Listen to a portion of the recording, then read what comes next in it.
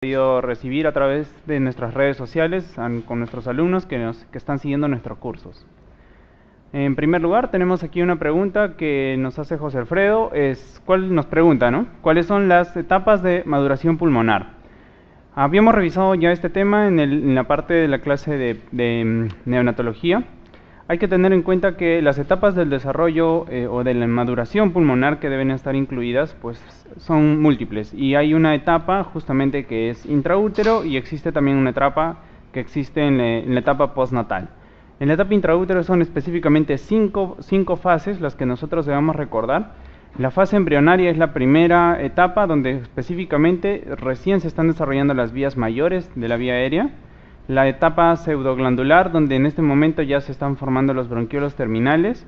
Y la tercera etapa, que es muy importante, que es la etapa canalicular, que específicamente viene un desarrollo tanto de los acinos alveolares, así como de la vascularización pulmonar.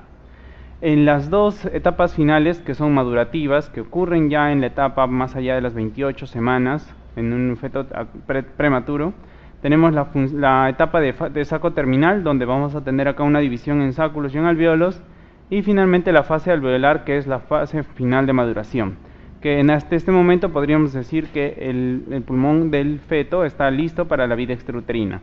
Y las etapas que se encuentran o están en la etapa posterior o postnatal, pues específicamente tenemos la etapa de maduración microvascular, que es donde se termina de madurar todo lo que es la red capilar pulmonar, y finalmente las otras dos que están acompañadas con el crecimiento del niño, que son la etapa de hiperplasia y la etapa de hipertrofia.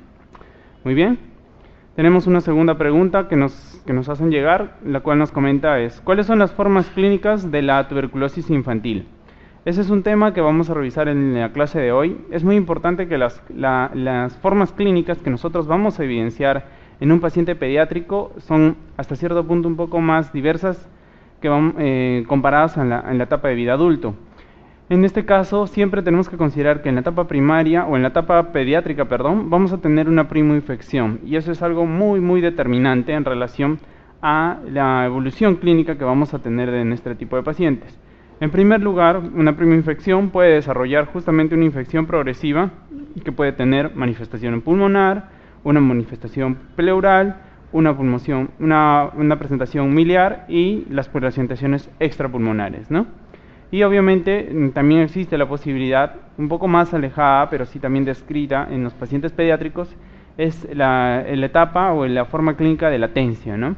Donde normalmente vamos a tener la ocurrencia de tuberculosis luego en un episodio secundario, ¿no?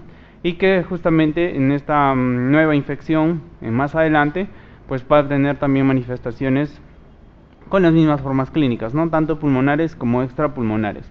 Específicamente vamos a revisar un poco más adelante las formas clínicas de cada uno, la frecuencia de presentación y justamente las características de cada uno. Tenemos una pregunta más en relación a qué es el reflujo vesicoureteral. Específicamente este es un tema que va muy de la mano con el tema de infecciones del tracto urinario en pediatría.